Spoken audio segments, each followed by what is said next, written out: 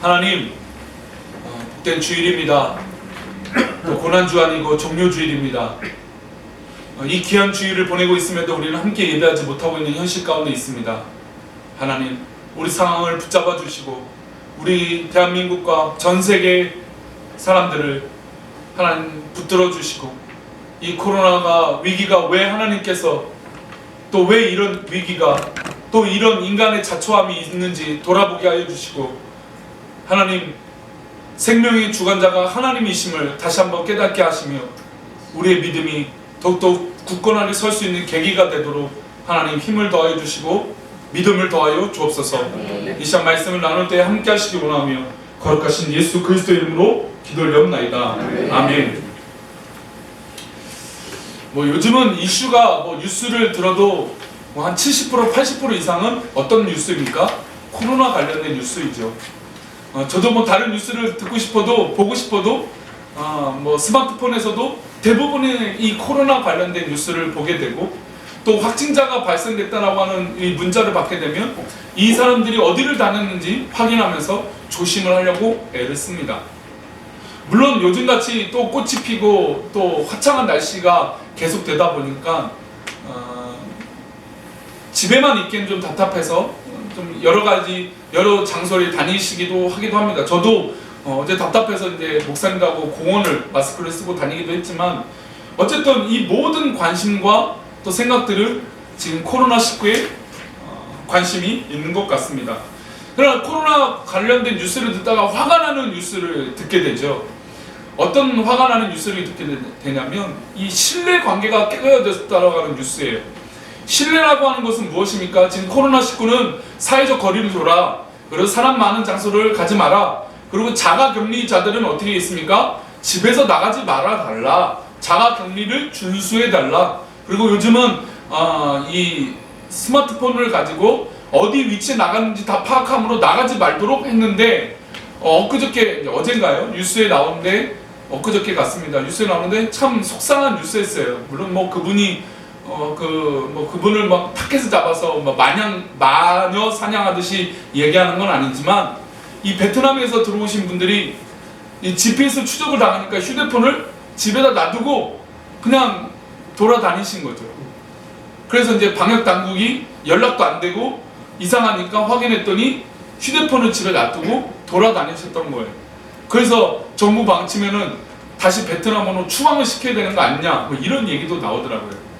근데 어쨌든 이 뉴스를 들을 때 화가 나는 건 신뢰라고 하는 것이 깨졌기 때문이에요. 아니 어떻게 집에서 자기 격리를 하라고 해놓는데, 자가 격리를 하라고 했는데 어떻게 그 약속을 깨고 저렇게 다닐 수 있느냐.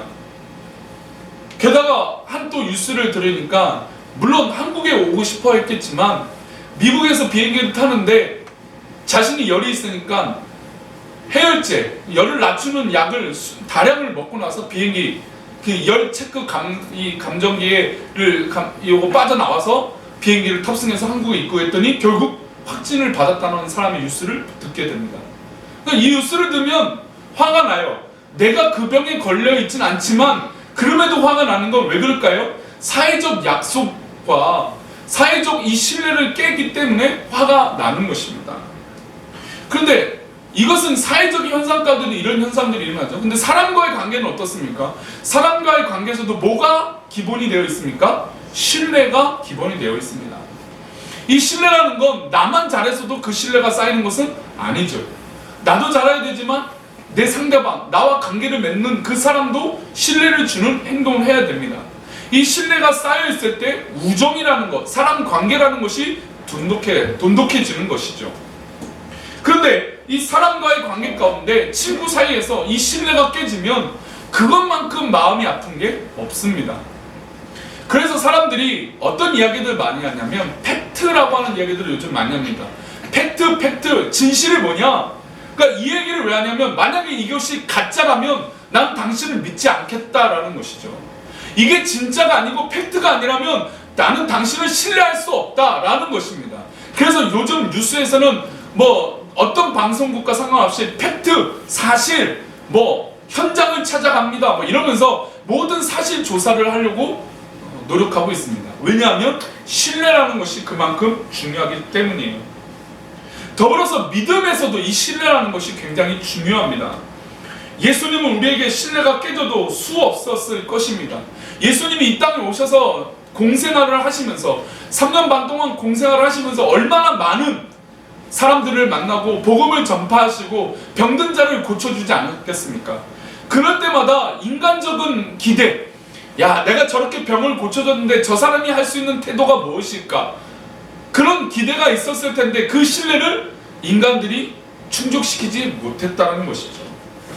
예수님의 입장에서 예수님이 신뢰가 깨졌더라면 아마 수백 번, 아니 수천 번, 수만 번의 신뢰가 인간들 향해서 깨졌을 것입니다. 그런데 그 신뢰가 깨지는 결정적인 장면을 예수님의 사역 가운데 꼽는다면 그것은 바로 십자가의 사건일 것입니다. 수많은 사람들이 예수님, 오늘 종료주일이죠. 오늘 종료주일은 예수님이 예루살렘에 입성하는데 사람들이 유월절을 지키기 위해서 다 예루살렘에 올라가고 있습니다. 요즘도 예루살렘의 성지순례라고 해서 유월절 되면 사람이 가장 많아요. 지금 아마 이스라엘 예루살렘엔 가장 많은 사람들이 모일 때입니다. 그럼 뭐 코로나 때문에 어떻게 될지 모르지만 제가 예전에 이 유월절 지역 때 이 예루살렘에 방문한 적이 있었는데 진짜 사람이 그 좁은 동네에 꽉 길에 꽉 있어서 그대로 그냥 가는 거예요. 내가 가고 싶어도 다른 길에 가는 게 아니라 그 꽉 차 있는 사람들 사이에 같이 가는 거예요. 그만큼 많은 사람들이 몰려들 때가 바로 이 유월절이고 오늘 주일을 지키는 종료주일입니다. 근데 이 종료주일에 이 수많은 사람들이 예수님이 예루살렘에 가시는 이 나귀를 타고 가시는 장면을 보고 어떻게 하느냐? 종려나무 가지를 흔들면서 다윗의 자손이여 찬송하리로다 막 찬양을 하고 축복을 하는 것이에요. 와, 만약에 제가 그 주인공이었다면 얼마나 기분 좋을까요? 그쵸? 많은 사람들이 막 종려나무 가지를 흔들고 다윗의 자손이여 예수님 메시아입니다 막 이런 찬양을 해요. 그런데 이렇게 했던 사람들이 며칠 지나서 어떤 사람으로 바뀝니까? 성난 군중으로 바뀌게 되죠. 누구를 못 박으라고요? 예수를 못 박으라고 그렇게 뒤바뀌는 사람이 바로 이 종려나무 가지를 흔들었던 사람들이었다는 것이죠. 그러면 이 종려주일만 생각하더라도 예수님이 신뢰, 즉 나를 그렇게 노래하고 찬양했던 사람들이 하루아침에 돌변해서 성난 군중이 돼서 저 범죄한 사람들을 놔주고 예수를 못 박아라 이런 말을 들으셨을 때 예수님의 마음은 어땠을까요? 인간의 기대했던 그 신뢰는 어땠을까요? 아마 깡그리 무너졌을 것입니다. 그렇다면 이 사람들은 뭐 예수님과 가까운 사람이 아니라고 할 수 있어요. 그러면 예수님과 가까운 사람들은 누구입니까? 제자들이죠. 제자들과 예수님을 위해서 정말 목숨을 다하겠다는 사람들이 예수님 주변에 있었습니다. 그 중에 대표적인 사람 누구입니까? 베드로예요. 베드로라고 한다면 제자 중에 제자요. 그리고 12제자 중에서도 가장 앞장서서 예수님을 따르려고 했던 사람이고 예수님도 제자 중에서도 가장 인정할 만한 사람이었습니다. 그런데 이 베드로가 예수님이 잡혀있는 이 상황 가운데 예수님을 모른다라고 말하는 상황이에요. 우리가 이 사실을 다 알고 있으니까 아 베드로가 그렇게 예수님 부인했어 라고 하는 충격이 별로 크지 않을 수도 있지만 만약에 정말 우리 가족 중에 한 사람이 우리 꿈꾸는 교회 식구들 중에 한 사람이 어느 상황이 있어요. 근데 어떤 상황이 있는데 제가 이 목사가 앞에 있는데 성도님들 한 분이 아니면 반대로 이 목사가 성도님들이 대해서 이야기를 해줘야 되는데 증거를 해줘야 되는데 증언을 해줘야 되고 뭔가 변명을 얘기해줘야 되는데 편이 내줘야 되는데 아 나는 저 성도님 모릅니다. 아 나는 저 목사님 모릅니다. 이 이야기를 만약에 내가 몰랐다면 괜찮지만 알았다면 어떻게 됐을까요? 굉장히 속상하죠. 우리가 모여있는 목장 안에서도 우리 목원들이 있는데 아 나는 저분하고 별로 관심 없고 별로 생각도 없고 별로 가까이 하고 싶지 않아 이 얘기를 다른 사람한테 했어요. 근데 그 얘기가 흘러서 나한테 들려오면 그 신뢰와 속상함과 억울함은 얼마나 클까요? 아마 말도 못할 것입니다. 지금 오늘 25절 우리 25절 다시 한번 읽어볼까요? 요한복음 18장 25절입니다. 시몬 베드로가 서서 불을 쬐더니 사람들이 묻되 너도 그 제자 중 하나가 아니냐? 베드로가 부인하여 이르되 나는 아니다. 여기서 부인하여 이르되 라고 하는 말로 사실 이 구절은 끝나도 됩니다. 근데 이 요한복음에서는 분명히 베드로가 말하고 있는 의도에 대해서 얘기하고 있습니다. 야, 너 저기 있는 붙잡혀 있는 사람과 한 제자지, 한 패거리지, 한 집단이지, 이렇게 얘기했더니 이 베드로가 부인을 합니다. 근데 구체적으로 얘기해줘. 나는 아니다. 원래 예수님을 따르는 사람들이 많지만 나는 아니다. 아니, 이 뻔한 거짓말을 지금 베드로가 하고 있습니다. 심지어 이 상황에 대해서 많은 사람들이 알고 있어요. 베드로가 예수님과 함께 알고 있는 이 상황들을 알고 있어요. 어떤 상황이냐? 우리 이어서 26절인데요. 26절 읽어보겠습니다. 요한복음 18장 26절입니다. 대제사장의 중 하나는 베드로에게 길을 차린 사람의 친척이라 이르되 내가 그 사람과 함께 동산에 있는 것을 내가 보지 아니하였느냐? 지금 한 사람이 나와 있어요. 이 사람은 어떤 사람이냐면 베드로가 길을 자른 사람과 친척이에요. 그런데 이 상황을 잘 생각해 보면 베드로가 칼을 들어서 이 예수님을 붙잡으려고 하는 사람의 길을 잘랐어요. 굉장히 충격적이죠. 피도 엄청 많이 나왔겠죠. 이상한 사람들이 많이 왔겠죠. 근데 물론 예수님이 그 길을 붙여주시고 고쳐주셨어요. 그런데 이 상황에 대해서 충격적인 현상이라는 거죠. 모든 사람들이 알고 있고, 게다가 길을 잘린 사람의 친척은 더욱더 이 상황에 대해서 잘 알까요? 모를까요? 알 수 있는 사람이에요. 베드로가 심지어 그 길을 잘랐다는 건 알고 있는 사람이에요. 그래서 이렇게 얘기합니다. 내가 그 사람과 예수님과 예수와 함께 동산에 있는 것을 내가 보지 않았냐 했느냐? 내가 함께하고 내가 봤다라는 것이죠. 내가 봤어. 내가 봤는데 넌 어떻게 아니라고 얘기하고 있느냐? 아니, 길 잘린 친척이 와서 내가 봤다, 내가 동산에 거기 있었다라고, 현장에 있었다, 팩트가 이거다라고 얘기하고 있는데도 베드로는 어떻게 합니까? 아니다, 나는 아니다 라고 부인하고 있습니다. 그 상황을 요한복음 18장 10절, 그 장이에요.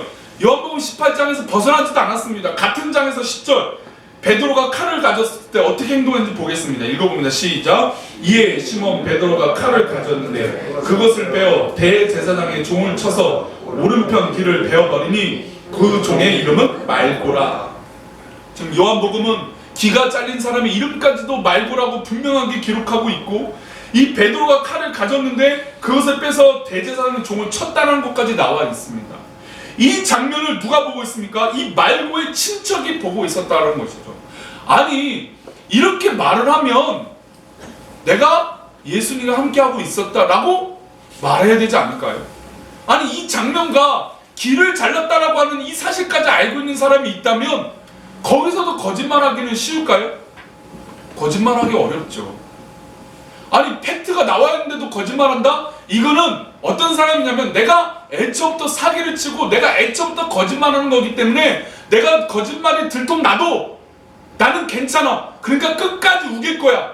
그리고 법적으로 할 거면 해봐. 이런 사람이 아니면 팩트가 드러났을 때 어떻게 됐습니까? 인정하게 되죠. 아, 그래, 내가 그랬어. 내가 잘못했어. 아니, 내가 인정할게. 그런 반응이 나와야 됩니다. 그런데 베드로는 자신이 칼을 들어서 말고의 길을 잘랐다는 것을 알고 있는 그 사람 앞에서도 어떻게 얘기합니까? 나는 예수를 모른다. 나는 예수와 함께한 사람이 아니다 라고 얘기를 하는 것이죠. 그래서 요한복음 18장 27절 베드로가 어떻게 행동하는지 또 이어서 나옵니다. 말고의 길을 잘랐다, 이 얘기를 듣고 나서 또 한 행동이에요. 27절 말씀 읽어봅니다. 시작. 이에 베드로가 또 부인하니 곧 달이 울더라. 베드로가 또 부인했어요. 길을 자른 사람을 목격했다라는 것은 친척, 그것도 친척이잖아요. 그 사람이 나와서 얘기하고 있음에도 불구하고 또 부인하고 있습니다.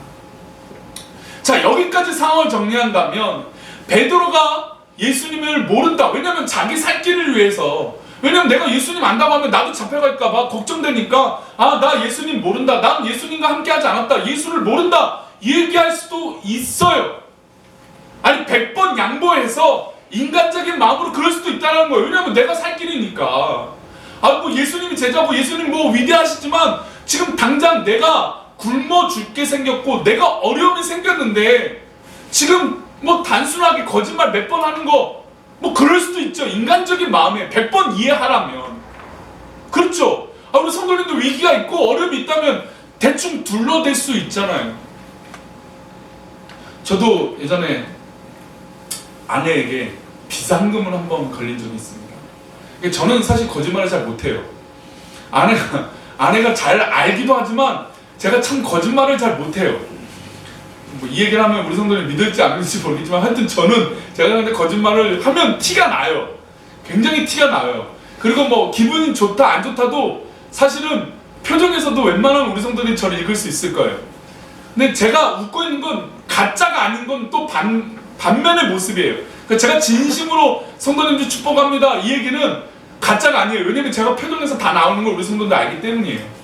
물론 제가 아직도 젊고 혈기가 왕성하니까 뭐 혈기가 왕성하다는 표현이 좀 젊으니까 좋네요 표현이. 근데 어쨌든 제가 표정에서 아마 다 나올 거예요. 근데 제가 거짓말을 해요. 비상금이라는 게 걸렸어요. 들통이 났어요. 그럼 빨리 사실을 인정하고 그 돈이 어떻게 모였는지 빨리 사실대로 말하면 해결이 빠를까요? 늦을까요? 빨라요. 마치 아이들이 뭔가 잘못했는데 너 사실대로 말해. 엄마 아빠가 말해요. 그러면 한 대 맞을 거야. 두 대 맞을 거야. 한 대만 맞아? 아니 안 맞을 수도 있어요. 그런데 이 아이가 고집을 피우고 또 거짓말을 하는 거예요. 다 알고 있는데. 근데 거짓말이 황당한 수준으로 가요. 이거는 이제 혼날 개념이 아니라 기분이 상하게 되죠. 아, 이렇게 나를 신뢰하지 못하나? 아, 이렇게 나를 믿지 못하나? 이런 마음까지 돼요. 아니 100번 이해해서 베드로가 자신의 살길 때문에 예수님을 부인한다고 쳐요. 그럴 수도 있다고 쳐요. 왜냐면 내가 잡히지 말아야 되니까 나중을 도모해야 되잖아요. 이것도 좀 이해한다면 베드로가 잡히지 않아서 나중에 예수님이 법정에서 아니면 내가 뭐 구출을 할 수도 있고 뭐 여러 가지 방법이 있으니까 뭘 해본다 쳐요. 그런데 이 장면이 재미있게 한 집에서 이루어지고 있는 일이에요. 예수님이 잡혀있는 것도 대제사장들과 이 가야바나 이쪽 집에서 안나스나 이 집에서 왔다 갔다 하시기 때문에 그 집 안에 있어요. 그럼 베드로도 예수님과 멀리 있다는 얘기일까요? 가까이 있다는 얘기일까요? 아주 가까이 지근거리에 있었습니다. 예수님이 분명 베드로에 대해서 얘기를 했어요. 이 34절 보니까 이렇게 얘기합니다. 누가복음 22장 34절에 이르시되 베드로야 내가 내게 말하노니 오늘 다 울기 전에 내가 3번 나를 모른다고 부인하리라. 예수님조차도 베드로가 3번 부인할 걸 알고 계셨어요. 그러니까 어차피 이 사람은 거짓말할 거고 부인할 것도 알고 있어요. 그런데 이 개념이 사람 앞에서 하면 어떨까요? 아니 내가 이 사람이 잘못할 걸 알고 있어요. 거짓말할 것도 알고 있어요. 뻔히 알고 있는데 내 앞에서 그 행동을 하면 기분이 어떨까요? 지금 보십시오. 누가복음 22장 61절은 이 상황에 대해서 분명히 기록하고 있습니다. 어떤 상황이냐? 누가복음 22장 61절 말씀 함께 읽어봅니다. 시작. 주께서 돌이켜 베드로를 보시 여기까지만 읽어봅니다. 주께서 돌이켜 베드로를 지금 보이는데요. 보이는데 지금 모닥불을 피워놓고 불을 피는 장면이 어두운 때예요. 어두운 때인데 지금 베드로가 예수님을 부인하는 이 장면 가운데 예수님이 딱 뒤를 돌아보니까 베드로가 그 지근거리에 보일 정도로 있었다는 거예요.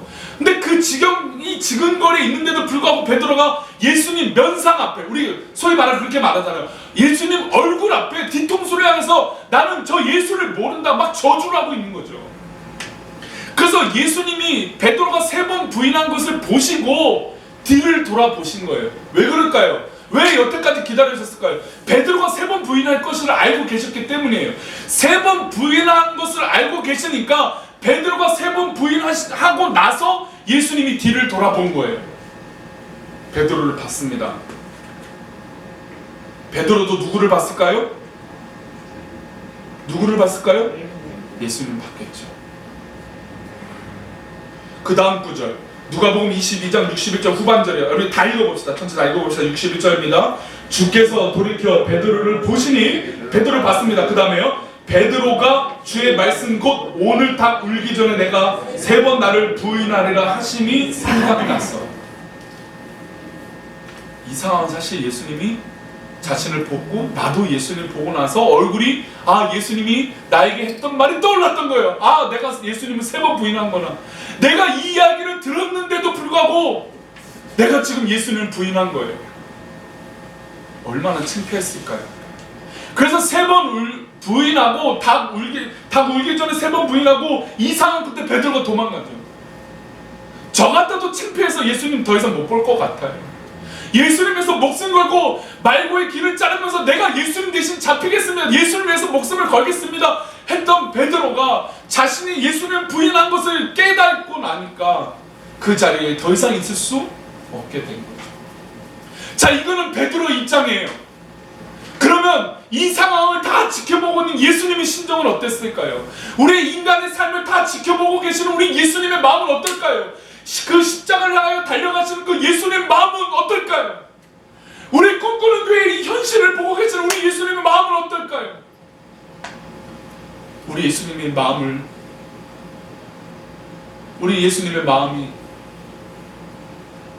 어떨까요? 아마 예수님도 우리 이곳에 함께하여 주신 것뿐만 아니라 이 어려운 상황 가운데 함께 하시고 우리 앞날 가운데도 함께하여 주시고 우리 꿈꾸는 교회를 축복하시니 우리에게 지금도 우리에게 응원하고 계실 줄 믿습니다. 네. 신뢰를 깨는 건 우리 주님이 아니라 누가 깨고 있는 것이죠? 우리가 깨고 있다는 것이죠. 심지어 그 사실을 알고 있는 예수님 얼굴 앞에서도 우리가 늘 예배 드릴 때마다 그렇게 고백하잖아요. 예수님 우리 가운데 임재하십니다. 예수님이 우리 함께 하십니다. 아니, 우리 꿈꾸는 교회 표어가 2년 동안 하나님이 우리와 함께 하신다예요. 그렇다면 지금도 함께 하고 계시는데 우리가 함께 하고 계시는 우리 하나님, 우리 주님을 우리가 부인하고 우리가 신뢰하지 않고 있다는 것이죠. 상황이 바뀌었다고, 환경이 바뀌었다고, 변수가 생겼다고 우리가 예수님을 부인하고 예수님을 신뢰하지 못하는 모습이 있다는 것이죠.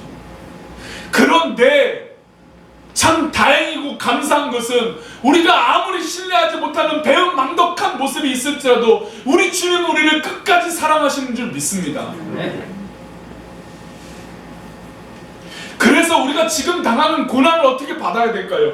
우리 베드로전서 3장 17절 말씀입니다. 함께 읽겠습니다. 선을 행함으로 고난받는 것이 하나님의 뜻일진데 악을 행함으로 고난받는 것보다 나으니라. 할렐루야. 우리가 지금 고난을 받고 있어요. 어려움 당하고 있어요. 이 고난주가 코로나19로 인해서 강제 집행 이후로 인해서 우리는 고난받고 있어요. 그러나 우리가 선을 행함으로 고난받는 것이 하나님 뜻이라면 악을 행하는 것보다 더 나을 줄 믿습니다. 네. 그리고 베드로전서 4장 19절에 이어서 그렇게 말합니다. 함께 읽어봅니다. 시작. 그러므로 하나님의 뜻대로 고난을 받는 자들은 또한 선을 행하는 가운데 그 영혼을 미쁘신 창조주께 의탁할지어다. 하나님의 뜻대로 고난받는 자들은 이라고 했어요. 우리가 예수님을 믿고 하나님을 믿는다면 이 과정이 하나님의 뜻인 줄 믿습니다. 네. 우리에게 특별한 훈련을 하시는 거예요. 우리에게 특별한 하나님의 사랑이 있는 것인 줄 믿습니다. 우리가 이것을 믿고 하나님의 뜻대로 고난받는 자들의 택함받은 이 놀라운 은혜를 우리 사랑 성도님들 앞으로가 더 기대가 되는 우리 꿈꾸는 교회가 될 줄 믿습니다. 우리 교회는 어려운 시기들을 보내왔어요. 아니, 이것은 입이 닳도록 제가 몇십 번 말씀드렸던 사실이에요. 지금 이 고난이요? 17, 18년에 있었던 고난이요? 아니, 그 이전에서 있던 신앙생활할 때 있었던 고난이요? 우리 성도님들이 당했던 스스로 육체적 어려움과 그 고난이요? 그 모든 것들이 하나님 뜻 가운데 지금까지 인도하신 것이라면 앞으로도 하나님 뜻 가운데 우리를 인도하여 줄 줄 믿습니다. 그러니 그 신뢰를 깨지 않기를 축복합니다. 믿음으로 서 있기를 축복합니다. 그래서 마지막으로 우리 한 구절 읽고 말씀 마치겠습니다. 우리 골로새서 1장 24절 말씀입니다. 골로새서 1장 24절 함께 읽겠습니다. 시작. 나는 이제 너희를 위하여 괴로움을 기뻐하고 그리스도의 남은 고난을 그의 몸된 교회를 위하여 내 육체에 채우노라. 아멘. 나는 이제 너희를 위하여 받는 괴로움을 기뻐하고 그리스도의 무슨 고난이요? 남은 고난을 그의 몸된 교회를 위하여 내 육체에 채우노라. 사랑하는 성도들, 우리에게 꽃길이 있을 수도 있겠지만 우리에게 고난의 남은 길도 있습니다. 앞으로 더 큰 고난이 우리 가운데 있을 수도 있고 우리 한국 사회적으로도 더 큰 어려움이 있을 수도 있어요. 어떤 사회학자가 말하는 것처럼 코로나19는 아직 더 폭발하기 직전일 수도 있다라고 말하는 사람이 있어요. 비관주의자들은 아예 개발약도 나올 수 없는 변종이다라고 얘기하는 사람도 있습니다. 치료약도 나오기 어려운 병이다. 이런 심각한 위기 가운데 있지만, 그리고 우리 교회도 심각한 어려움 가운데 있지만, 그러나 우리에게 남은 고난, 주님이 그 남은 고난을 위해서 십자가에 달려 돌아가셨던 것처럼 예수님 만약에 기분이 나쁘고 속상해서 베드로 보고 야 너 이리 와, 어떻게 나를 부인할 수 있어? 내가 너가 부인한다고 3번이나 몇 번이나 얘기했는데 어떻게 나한테 이럴 수 있어? 라고 예수님이 거기서 베드로에게 추궁하셨더라면 완전히 다른 상황이겠죠. 그러나 예수님은 남은 고난이 있었어요. 무슨 고난이 있으십니까? 바로 십자가의 고난의 길이셨어요. 그 십자가를 완성하시길, 그 고난을 위해서 우리를 구원하시기 위하여 십자가에 달려가신 것입니다. 그렇다면 우리 인생이 지금 여기서 끝이 아니라는 것이죠. 우리 상황이 지금 여기가 끝이 아닌 줄 믿습니다. 우리 꿈꾸는 게는 지금, 아니 앞으로 우리 후대의 후손들 다음 세대에 이르기까지 하나님께서 우리 교회 역사와 함께하여 주실 줄 믿습니다. 그러니 우리 사랑하는 성도님들, 그리스도의 남은 고난에 참여하시기를 소망합니다. 이 고난은 무거운 것이 아니라 주께서 기뻐하시는 고난인 줄 믿고 우리를 살려주시는 구원의 고난인 줄 믿습니다. 이 한 주간 고난 주간을 사시면서 주님의 마음을 더욱더 알아가시며 주님의 십자가와 함께 하시는 우리 귀한 사랑하는 성도님들 되시기를 축원합니다. 우리 아까 찬양했던 왜 나만 겪는 고난이냐고 우리 함께 찬양하시고